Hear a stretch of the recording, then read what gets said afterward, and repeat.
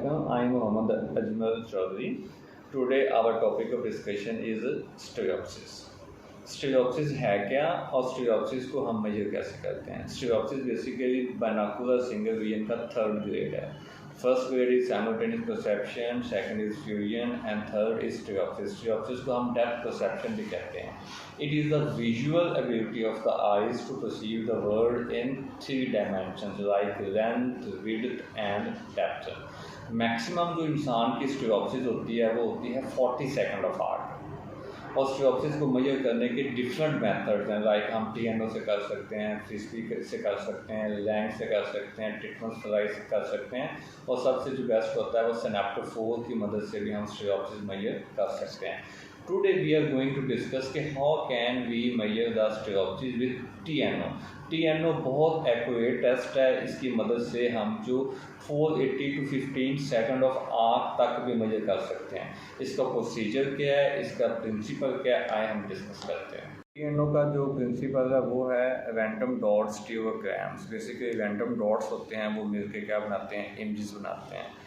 जो random dots होते हैं वो भी रेड एंड ग्रीन कलर्स में होते हैं, और इसको व्यू करने के लिए, चेक करने के लिए हम बेसिकली क्या करते हैं, red and green glasses use करते हैं। ठीक है, एक चीज़ हमेशा याद रखें कि आपने जब भी स्टीरियो एक्यूटी चेक करनी है, स्टीरियोप्सिस चेक करनी है, तो विद करेक्शन चेक करनी है। अगर पेशेंट सपोज ऐनक लगा रहा है, उसकी कोई इफेक्टिव करेक्शन है, सपोज मैं पेशेंट हूँ, ये मेरी ऐनक है, ये मुझे चश्मा लगा हुआ है, और ये विद करेक्शन हमने पहले पेशेंट को उसकी ऐनक लगेगी, ऐनक के ऊपर आपने क्या करना है, रेड ग्रीन ग्लासेस लगाने हैं। ठीक है, रेड ग्रीन ग्लासेस लगा के फिर आपने, ये आपके सामने है TNO, इसमें डिफरेंट प्लेट्स होते हैं जिसकी मदद से हम स्टीरियोप्सिस चेक करते हैं। इसका जो व्यूइंग डिस्टेंस होता है वो होता है 40 डिस्टेंस, मतलब कि पेशेंट से आपने 40 सेंटीमीटर के डिस्टेंस पे इसको होल्ड करना है, और ये perpendicular to the line of sight होना चाहिए, ये ऐसे इंक्लाइंड हो। ठीक है, फिर आपने इसको असेस करना है, इसमें कितनी प्लेट्स हैं वो हम आपको यहाँ पे दिखाते हैं।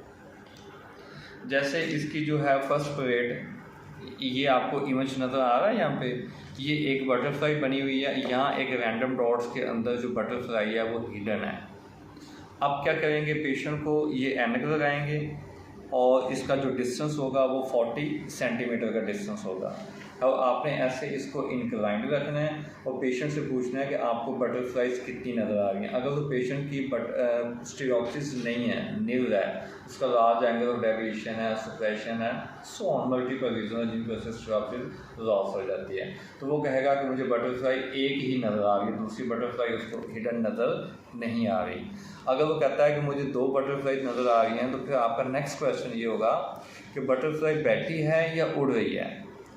अगर वो कहता है उड़ रही है, तो आपने क्या करना है कि अपनी फिंगर से बटरफ्लाई के विंग्स को टच करो। सपोज मैं यहाँ पे इसको देख रहा हूँ, तो मुझे इसके विंग्स यहाँ पे नज़र आ रहे हैं। आप ऐनक उतार के देखेंगे तो मेरी ये जो फिंगर है ये हवा में उसके विंग्स को टच नहीं कर रही। अगर पेशेंट कहता है कि उसके विंग्स को टच करता है और जस्ट ये बुक के ऊपर जाकर टच करता है, तो इसका मतलब ये होता है कि पेशेंट हमें गलत बता रहा है, फाल्स इंप्रेशन दे रहा है। ये सबसे बेसिक प्लेट होती है, इससे हम 3000 सेकंड ऑफ आर्क तक जो स्टीरियोप्सिस है वो मेजर कर सकते हैं।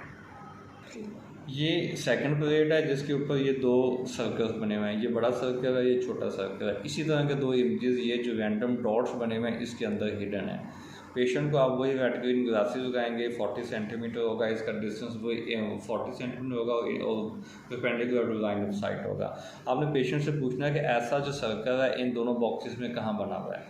फिर पूछेंगे कि ये वाला जो सर्कल है इन दोनों बॉक्सेस में कहाँ बना हुआ है। अगर पेशेंट वो सर्कल सही बताता है, ठीक है, तो ये पेज हमें 480 सेकंड ऑफ आर्क तक जो स्टीरियोप्सिस होती है वो बता देता है। अगर वो ये नहीं बताता तो दैट मीन्स कि उसकी स्टीरियोप्सिस का लेवल नहीं है।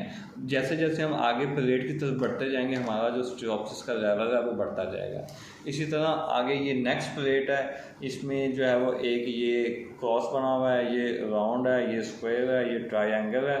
ठीक है, ये सारे, ये हमारा बेसिकली सेंटर है या कंट्रोल है।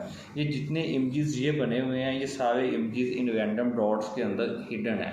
वही पेशेंट को आपने इफेक्टिव करेक्शन देनी है और उसको रेड ग्रीन ग्लासेस लगाने हैं और पेशेंट से पूछना है कि वो ये कि उसको ये जो इमेजेस यहाँ हिडन है कहाँ कहाँ बने हुए हैं, वो पॉइंट आउट अगर सही करता है तो आपने उसकी स्ट्रियोप्सिस मार्क कर देनी है कि 240 सेकंड ऑफ आर्क तक ये पेज आपको स्ट्रियोप्सिस बता देता है। एक चीज़ और, स्ट्रियोप्सिस चेक करने से पहले आपने खुद ये ऐनक लगा के सारी चीज़ें खुद नोट कर लेनी है, कौन सी चीज़ कहाँ पे बनी हुई है।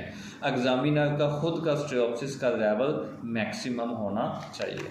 इसके अलावा ये जो सेकंड पीरियड है जिसमें डिफरेंट कलर्स बने हुए हैं, ये रेड है और ये ग्रीन है, आप कलर विजन डिफेक्ट भी TNO की मदद से डिटेक्ट कर सकते हैं।